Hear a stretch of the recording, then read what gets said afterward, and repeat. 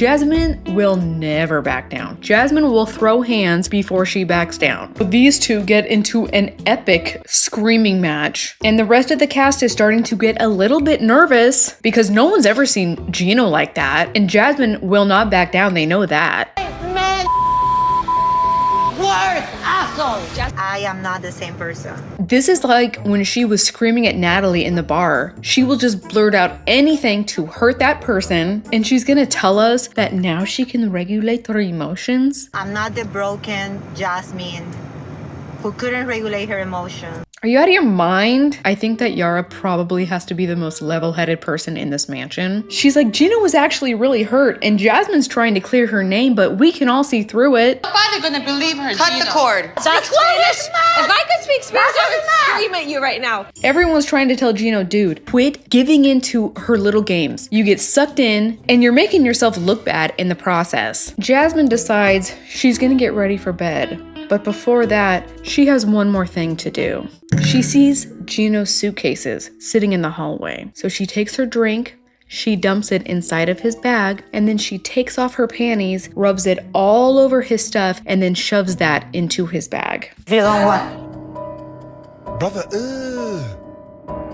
what's that, brother? Even production is like, Jasmine, what are you doing? And she goes, oh, you can film this, I don't care. She has no shame. That is freaking disgusting. Okay, but enough of this nonsense. Everybody goes to bed, and now it's the next day. It is time for the tell-all. I really love Julia's look. I love the long, high ponytail on her. I think it's so cute. Kara is whatever, I don't know. Jasmine's dress is pretty, it's okay, and now Matt is with her as well. Jasmine walks in with Matt, introduces him to everybody, and all the dudes are like, Okay, puppy. Oh my God. no one is happy for her. I don't know what she was expecting. How you doing? Stop. Don't touch my arm like that. Why not? Okay, let's just get into the tell-all. This is taking way too long. Sean lets us know that Adnan and Tiger Lily won't be there. What a sad turn of events. Darcy's boobs in this dress.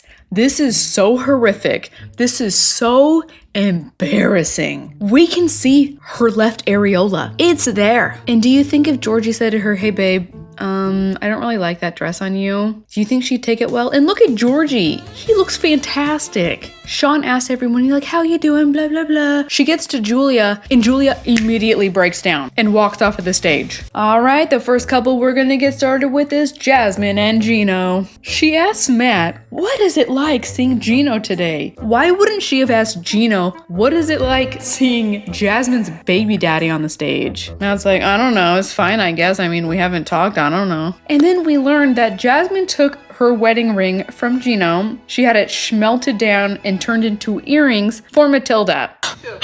Oh my God. I'm gonna get the baby some earrings. So Wait. Guillermo usually doesn't react, and for Julia to be looking down upon that decision, Julia, I mean, come on. Guillermo was like, what happens in the future if she asks you about those earrings? And she's like, well, it is what it is. Like, she has no shame. And everyone on stage is saying, give it back to Gino. How can you do that? Give it back to Gino. oh, you want the rings? Yeah, I can give them back to you, but they're earrings right now. So if you're okay with that, I can give them back to you. Then they throw up the flashback of Jasmine admitting to Gino that she was pregnant, and Gino breaking down in his private interview saying she never loved me, it was all fake, and I fell for it. And you can see Jasmine down at the little live camera, and she's looking so sad. How do you feel seeing Gino? Still to the day, it hurts me when he said that I never loved him. Because he know that I did, Sean. I am so sorry, Gino. Well, Gino, do you think you could accept her apology? I'm sorry. I've seen these crocodile tears just too many times. I don't believe her. And had me fooled for a long time, but I'm not believing it today.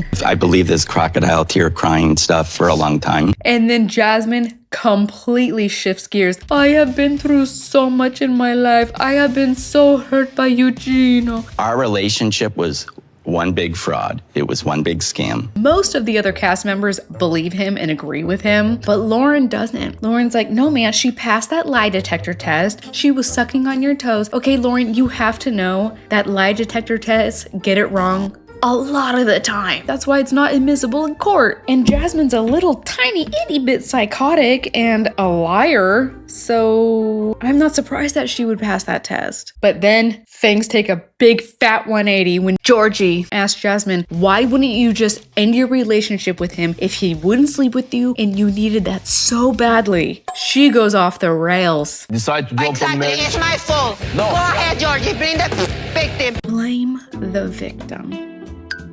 And Georgie is super calm. He's like, I'm just asking. I'm sorry, Jasmine, but if you weren't lying, why are you so reactive? All of a sudden, you went from tears to pissed. Everybody just wanna hear Gino. I'm not gonna do this again. Everybody just want to hear Gino instead of me. Why isn't anybody listening to all of the lies that I have to tell you? Oh, why is nobody listening to me? Because it's more of the Because if you're not gonna say your side, then we're never gonna know. And Sean's like, it's okay, Jasmine. Come here, Jasmine. Come here. Come sit on mommy's lap, okay, Jasmine? But man, now she's got the waterworks turned on till 10. She's doing the... Gino starts arguing and fighting with Matt that she cheated on him, she deserves everything that's coming her way. And Matt's like, no, dude, you agreed to the open marriage. You can't call that cheating. Gino said that the only way is for me to get deported. Matt is trying so hard to comfort Jasmine. And then they throw up the flashback of Matt proposing with the little piece of string. It was cute. I mean, it was cute. And Jasmine refusing the proposal. Matt admits that he felt devastated. What is the state of your relationship today? Okay, right now I'm dealing with postpartum. Oh my gosh. It's always poor victim me. I'm always dealing with all of these things. Please have sympathy for me. She doesn't feel like she wants to marry anyone ever again because she doesn't want to feel trapped or let down or have her heart broken again. Sometimes I just want to be by myself. You made a child already. You cannot do that.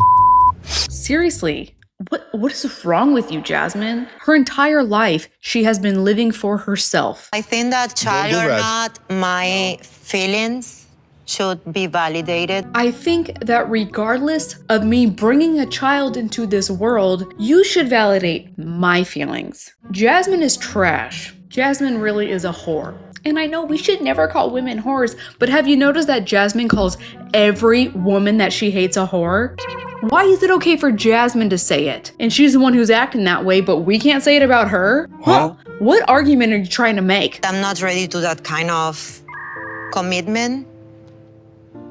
That is so freaking heartbreaking. A lot of men don't want to step up into this role, and you have one who is longing for you and to have a family. Okay, so then they bring out Gino's family members. We saw your relationship dissolve. I've texted him a couple times, invited him over. This is just such a huge back and forth of he said, she's pulling at our heartstrings. But then evidence-wise, it looks like Gino has all the ammunition, but then his family comes out against him. And his family members are coming in hot.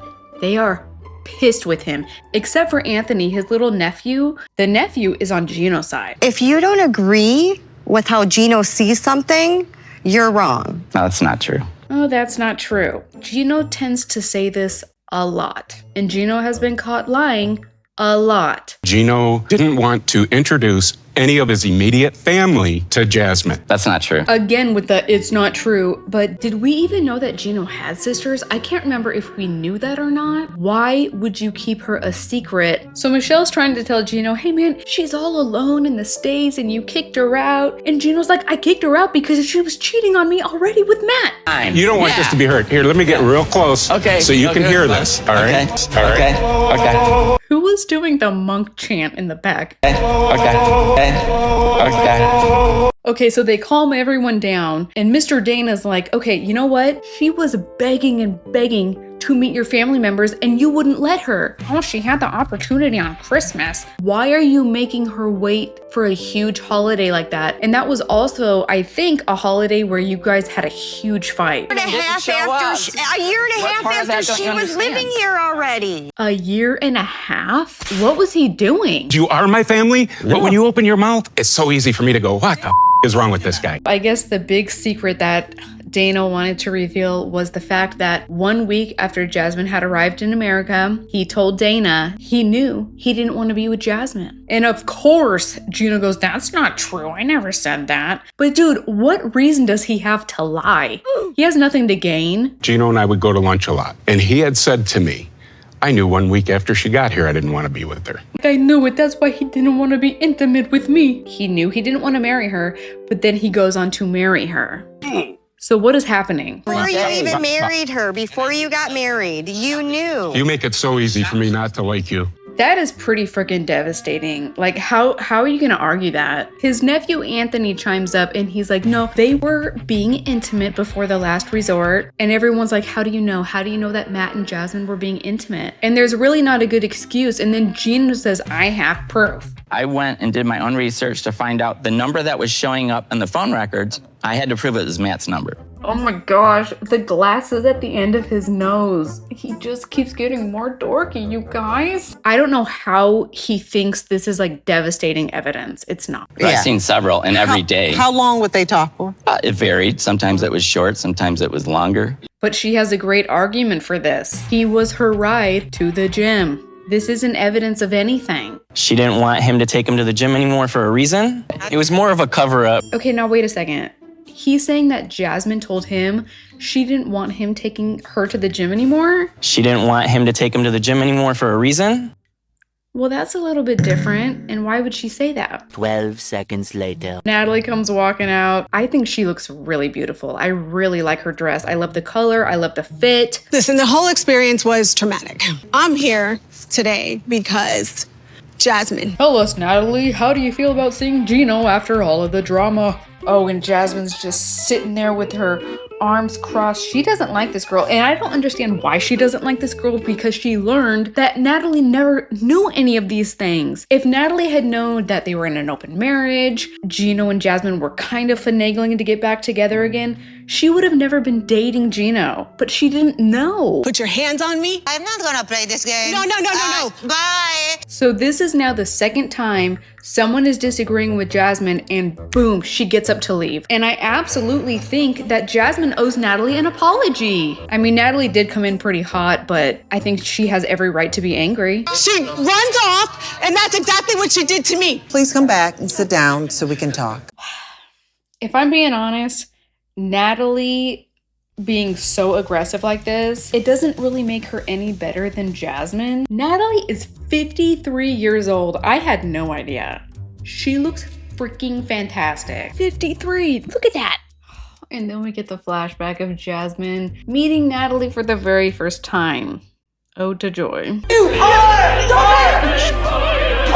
I just wanted to include that again so everyone can see how easy it is for Jasmine to call other women whores. She does it all the time. And as Jasmine is watching this flashback, she's smirking. She's got a smile on her face watching how pissed Natalie is. So Sean asked her, Jasmine, why did you attack Natalie? Jasmine says, it's true that we weren't living together. I was living with Matt, but Gino was giving me hope and I was trying everything to save our marriage. And once again, Gino's like, no, that's not true. And he was talking sweet in my ear sometimes. No, I told you I'm very likely going to get a divorce. And then I see this. When I saw the episode where he meets her in the parking lot with all of her crap in the trunk of his car, to me, it was very clear that he was done. I don't understand unless they went out on another date and we didn't see that. You came into this not knowing anything.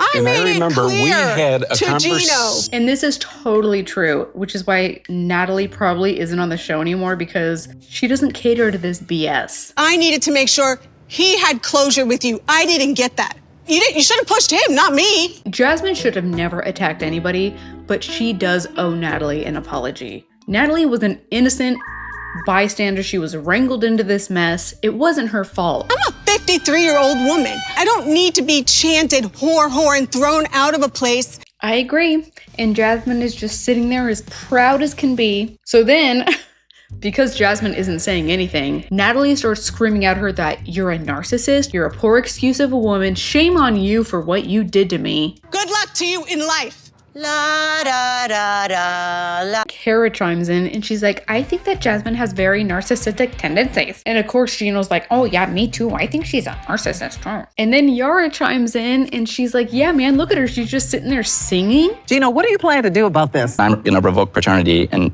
DNA test to prove that I'm not the father. Lauren and Yara are both like, just move on. Move on with your life. She's moved on with her life. Stop what you're doing. I'm losing patience. Why won't you let her move on? She has to take accountability for what she did. We're losing patience. He is just hell-bent on getting revenge on her. And it's gross. I'm not going to let immigration fraud go. No. Sorry. But now we have to move on to Lauren and Yara and Elizabeth. They may have started as friends, but this group has a lot of conflict with each other. This is a really messy conversation. And Elizabeth is like, well, if it's not true, then why would you be so mad?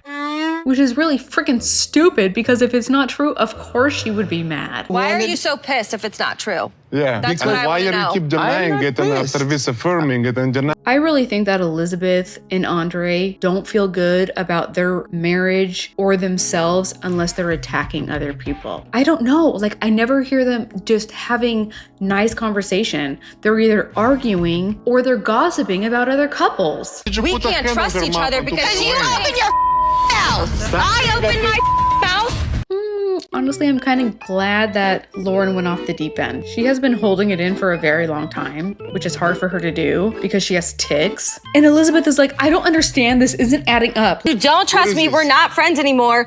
But it's not true. If it's not true, nobody gets mad like that. How does that make sense? Dude, of course, if you were lying and it's not true, you wouldn't be friends. Andre, you went through Elizabeth's phone, right? Yeah, I logged into my... Yeah, Sean, I read all of her messages because I'm paying the phone bill, so I have every right. Why is no one jumping on him for this? I was part of this journey. It's not an easy thing to lose all this weight. But why does she need to do that? I'm sorry. I think Elizabeth just wants all the other women to look like shit so that she feels better about herself. Him supporting her in her goal to snap back after a baby is very different than body shaming or making her feel bad about it. And then Andre.